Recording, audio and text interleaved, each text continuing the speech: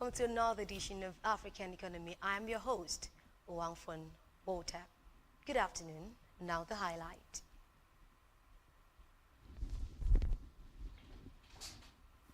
Uganda, South Sudan, and the CAR commits to funding 1,800-kilometer cross-border road project. Temporarily shuts down embassy in U.S. over visa corruption allegations.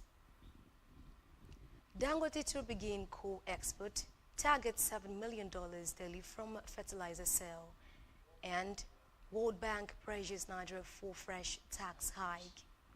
To the top stories, where three African countries, Uganda, South Sudan, and the Central African Republic CAR, have embarked on a landmark infrastructure initiative with the launch of a 1,800-kilometer regional road project aimed at enhancing trade, connectivity, and economic integration across East and Central Africa.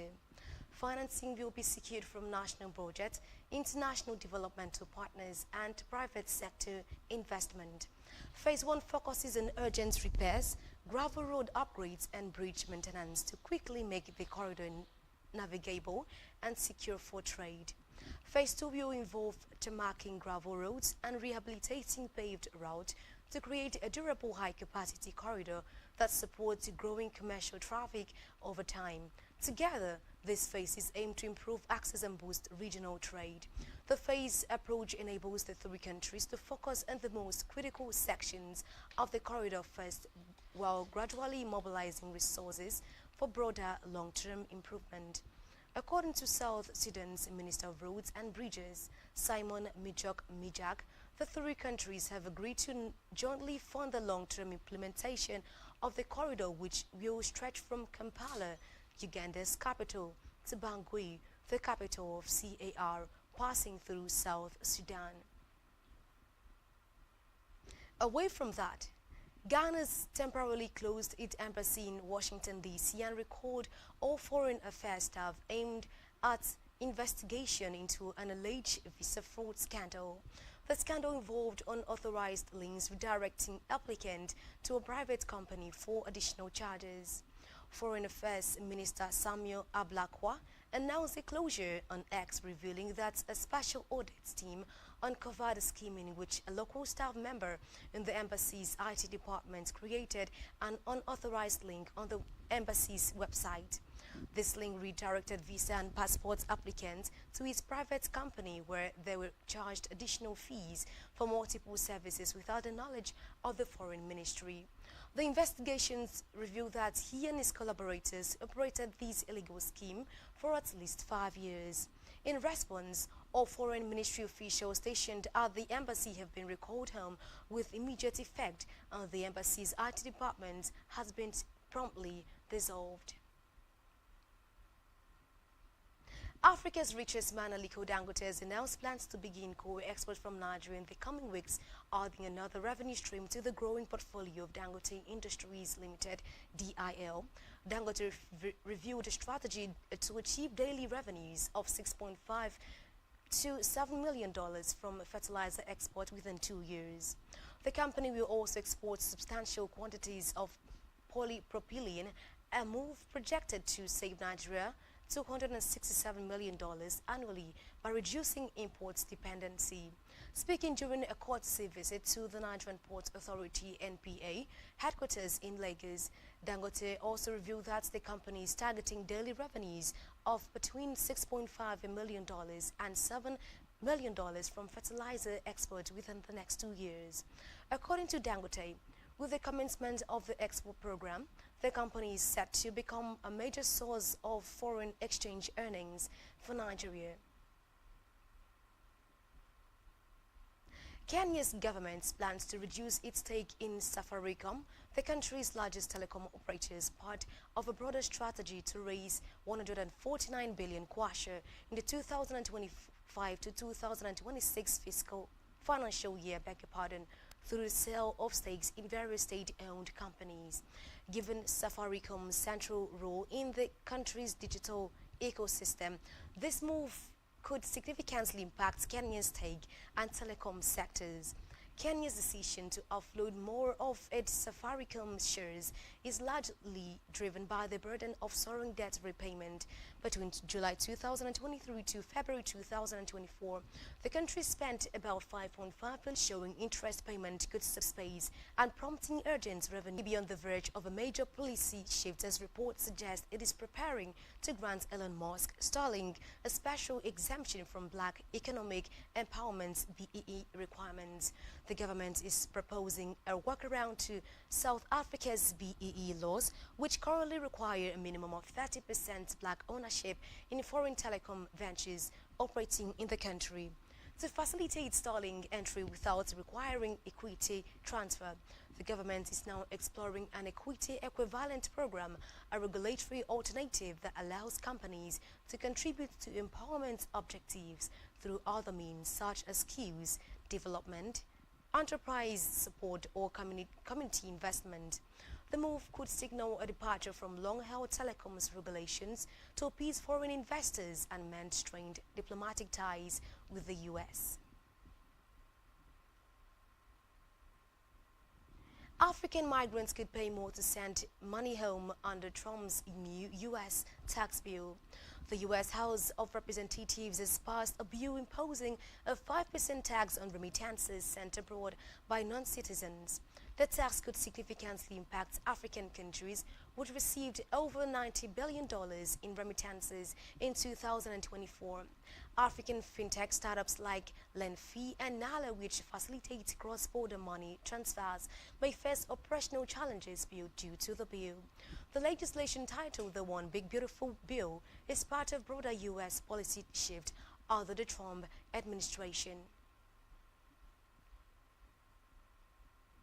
In Ethiopia, a high-level Ethiopian delegation led by the Chief of General Staff Field Marshal Birhanu Galaka met with the senior Russian defense officials led by the Deputy of Defense Minister Alexander Fomin in Moscow, demonstrating the expanding strategic ties between Russia and Ethiopia. According to a statement from Russia's Ministry of Defense, the discussions focused on implementing existing agreement, military technical cooperation, responding to regional and global security problems, and expanding future military ties. The meeting underscored Russia and Ethiopia's strong and budding relationship, which has been steadily improving in recent years. The defense involvement occurs at a time when the two countries are collaborating more closely on economic and political issues. In February 2025, the Kremlin added Ethiopia along with Nigeria and Tunisia to the list of African countries whose bank can now engage in currency trading within Russia.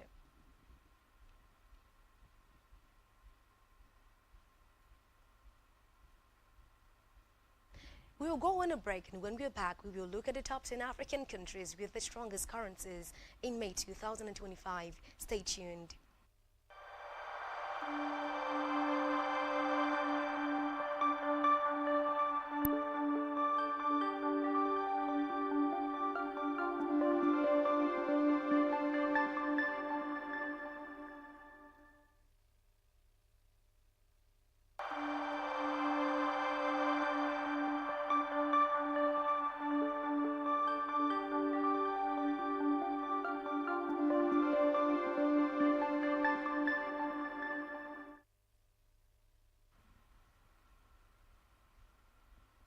Welcome back. If you're just tuning into your Spectrum TV, it's African economy.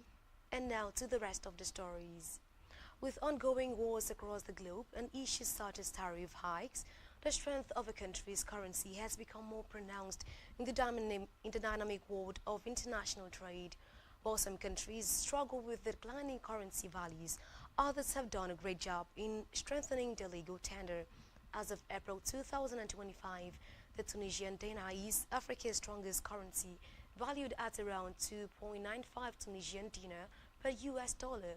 Tunisia's strength is ascribed to its tightly managed foreign exchange rules and relatively stable economic environment. This country's currency, alongside the currencies of countries such as Libya, Morocco and Botswana, has in recent history been typically studied. Likewise, some currency on the African continent have been in the last few years have been very feeble. However, in recent months, there have been some positive developments, including the recovery of the Ghanaian currency, the CD. Recent reports indicate that Ghana in its last fiscal month saw some economic relief as its currency strengthened. During the review period, the Ghanaian cedi helped to reduce import cost. With that said, here are the strongest currency currently according to the Forbes currency converter. Tunisia ranked tops on my list with 2.97 per US dollar. Second on my list is Libya at 5.43. Morocco 9.17, Ghana 13.20, Botswana 13.38, Seychelles at 14.21, Eritrea 15.00, Namibia dollar at 17.83, and Lesotho Loti at 7.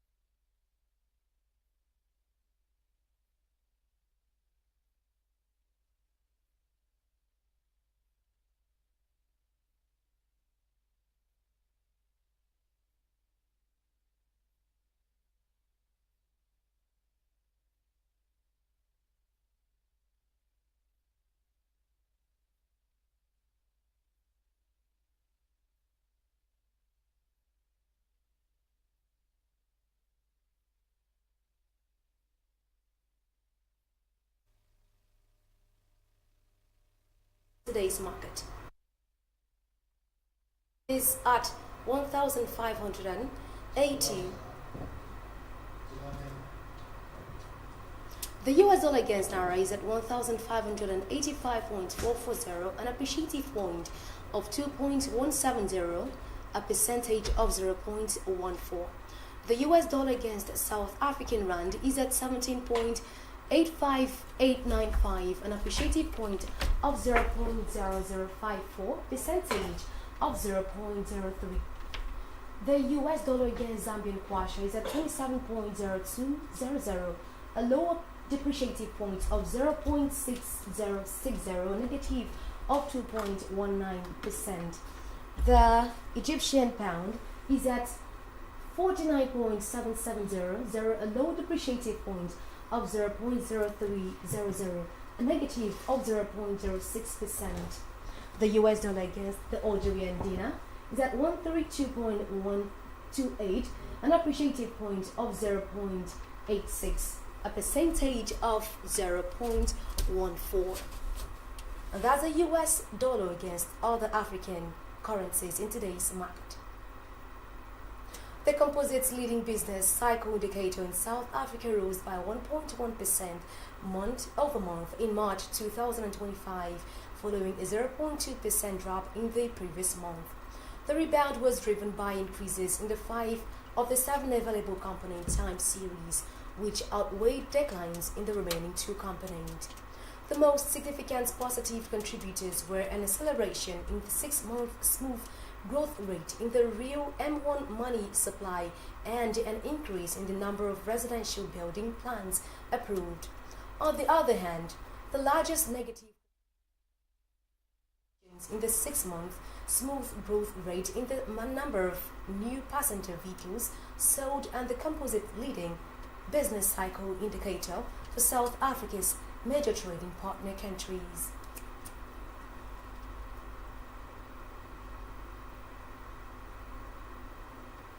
In Nigeria, the World Bank lowered Kenya's GDP growth forecast by half a percent point to 4.5% for this year, citing high levels of debt and lending rate, along with a decline in private sector credit. Inflation and foreign exchange rates have remained stable since last year, allowing policymakers to begin easing monetary policy. However, real lending rates have not followed suit. This has led to a slowdown in credit growth, impacting sectors such as manufacturing, finance, and mining. Private credits grew by only 1.4% in December 2024, down sharply from 13.9% a year earlier, when world Kenya's debt reached 65.6% of GDP, placing the country in the high risk of distress category. The economy expanded by 4.7% last year, down from 5.7% the previous year. The World Bank expects GDP growth to recover to around 5% over the next 2 years.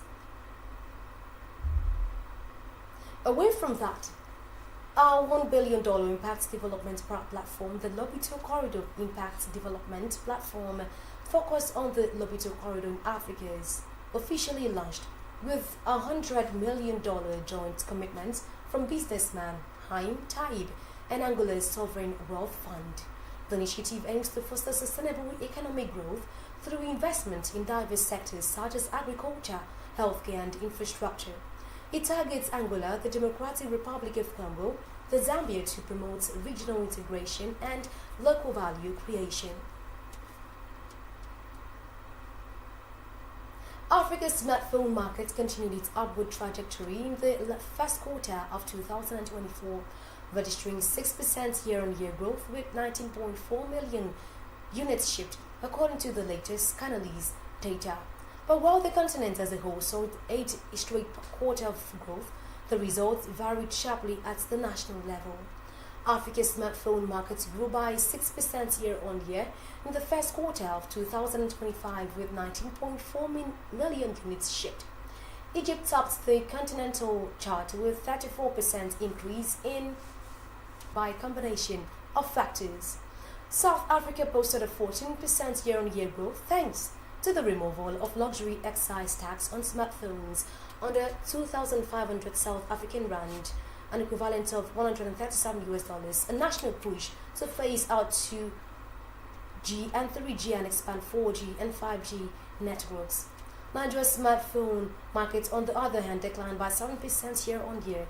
According to analysts, the drop was due to high inflation and weakening currency, shrinking disposable income and rising device prices and tighter financing. Brand competition intensifies while Transsion remained Africa's dominant vendor with a 47% market share. Its shipments declined 5% from the previous year. Competitors were gaining ground. Samsung held 21% share driven by its R-series phones. Xiaomi grew 32% led by success in Egypt and Nigeria. Honor surged 283% year-on-year thanks to new 5G bundles and stronger local partnerships. Lastly, on African economy, the World Bank has asked the federal government to issue presidential order raising excise duties on some goods such as alcohol, tobacco, and sugary drinks, such as a key requirement under the $750 million loan granted to Nigeria to reform its non-oil revenue mobilization effort. This requirement was captured in the World Bank's latest implementation status and results report for the Accelerating Resource Mobilization Reforms Program for Result, which became effective on October 14, 2024 and is expected to close by November 2028. A copy of the report was obtained by Newsman from the bank's website. In its latest implementation review for the Accelerating Resource Mobilization Reforms Program, the bank stated that the disbursement of at least $10 million is tied to the issuance of this presidential directive. The reform program aims to raise Nigeria's non-oil revenues while safeguarding earnings from the oil and gas sector. As of May 2025, Nigeria has only received $1.88 million, representing 0.25% of the total loan amount. And that's a wrap on African economy. Thank you for watching today's edition. Do well to follow us on all of our social media channels at Spectrum TV Live NG. I am Owanfon Ota. Good afternoon.